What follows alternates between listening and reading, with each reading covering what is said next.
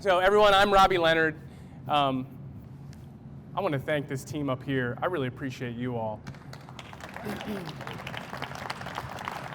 If I had any reservations about doing this, just listening to you guys, I'm like, let's do this. So thank you guys so much. I appreciate that. So I thank you all for joining me here today, our Baltimore County friends and neighbors and advocates. I see so many activists out here. As Sachin mentioned, you guys are the doers, and we've got work to do. And I've asked you to join me because we've been waiting far too long to have an honest, a robust, and inclusive conversation about the urgent need for transparency and accountability in Baltimore County's legal justice and public safety systems. See, when I look out at this group gathered here today, I see individuals and leaders representing a diverse community. It's a thriving community. And I see people who value and are committed to ensuring that opportunities and resources are available equitably to all who reside here in Baltimore County, regardless of race, ethnicity, gender, age, or even zip code.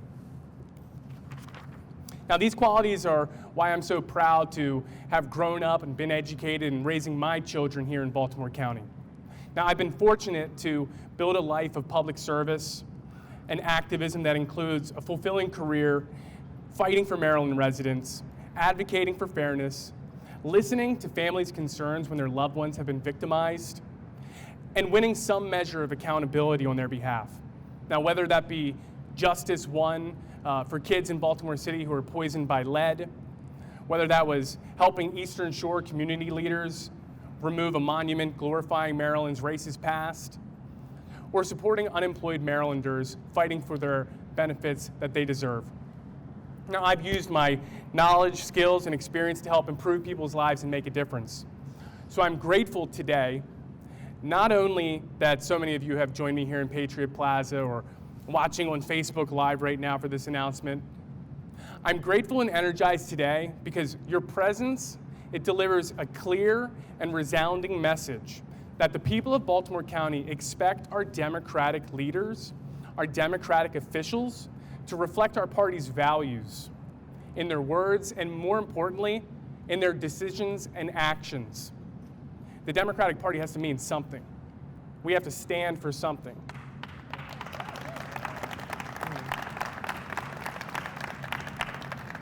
Now, those values, and I got some fist pumps over here, thank you guys in the back. Those values, fairness, opportunity, and equity, they've been evident from some of our Democratic leaders like Speaker Adrian Jones, Senator Charles Sidnor, and Senator Shelley Heddleman. Our delegates with us today, Sheila Ruth and Pat Young, County Executive Johnny Olszewski, and County Council Chairman Julian Jones. Now, despite the leadership from these Democrats, and that they've shown in rethinking how public safety can be achieved and public trust elevated, one Democrat stands alone in opposition. He stands alone in ignoring the voices from across Baltimore County, your voices, and protects Baltimore County, calling for changes that would value respect and protect the lives and livelihoods of all county residents. Now, that one Democrat is Scott Schellenberger. Now, he stands alone when he continues to over-police, overcharge, and over-prosecute, and over-incarcerate county residents who are black or brown or come from low-income neighborhoods. When Schellenberger's watch, Baltimore County has charged more children as adults than any jurisdiction in the state of Maryland, including Baltimore City. Nearly all of those children are black. It's time for a change. Now that one Democrat, Scott Schellenberger, stands alone when he refuses to engage with community leaders on common sense ways to improve transparency and communications between his staff and the public that he is elected to serve. It's time for a change. Now, that one Democrat, and I hate that I keep having to use that word, but Scott Schellenberger stands alone when county residents demand greater safety and accountability, and he refuses to prosecute law enforcement officers to the fullest extent for killing innocent people. And that's time for a change. Now, that one Democrat, Scott Schellenberger, he stands alone in ignoring the voices of Baltimore County residents demanding police reform. And I see, again, so many of you have made that call. In 2020, hundreds of county residents gathered right where we stand today to demand justice for George Floyd. Now, Pat Young talked about the police reform legislation that came in Towson, that came in Annapolis. Some folks tried to answer that call for justice for George Floyd. And in 2021, just a few months ago, Baltimore County residents gathered here to demand justice for Corinne Gaines. Now, Scott Schellenberger ignored all of your voices. He's ignored all of your demands. It is past time for change. Today, I'm declaring my candidacy for state's attorney in Baltimore County.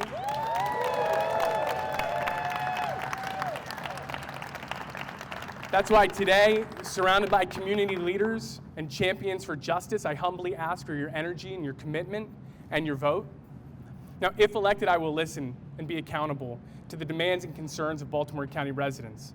I will engage and collaborate with those who've been directly impacted by the failings of the justice system, whether they are the victims of domestic violence, families seeking restorative healing, or individuals returning to the community after incarceration. It's time for a state's attorney who supports needed reforms to build trust between communities and police, not someone who testifies against those reforms, squandering the opportunity to restore community confidence. There's no office more singularly responsible for how law enforcement interacts in times of crisis or when families are distressed than the state's attorney's office. No other Baltimore County office has such broad discretion to act in ways that directly impact if the laws are administered equitably or not. And no other county office has the influence and impact to weigh in on policy matters in Towson or Annapolis on the issues that matter most to you. Now, if you will honor me with your trust and support, first in June's Democratic primary, then after we beat that incumbent in June, again in the November general election, and if I earn the privilege of serving Baltimore County, I'm going to bring my 14 years of experience being an advocate for justice, fairness, and opportunity to the state's attorney's office. Now, I just want to touch on a couple of the things that we're going to do in our first year. Okay, so once elected, in areas that we're going to create or increase programs, we're going to increase public-facing communication processes and platforms to provide accurate and timely information on office organizational structure, policies, and practices. We're going to create an Office of Equity, Diversion, and Inclusion to review and revise policies and procedures using an equity lens. We're going to conduct implicit bias training annually for all of the staff in my office. We're going to gather data to determine and address disparities in arrests and prosecutions by race, ethnicity, and zip code. We're going to revamp the Office of Victim and Witness Support to incorporate and expand restorative approaches for supporting individuals and families, including victims of domestic violence. We're going to consult with medical facilities and experts to improve responses to mental health crises. Too many people facing mental health crisis, their families call 911 for help.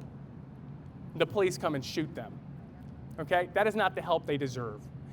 Those shootings are almost always deemed justified by the Baltimore County State's Attorney's Office, which tells the police that what you did is okay.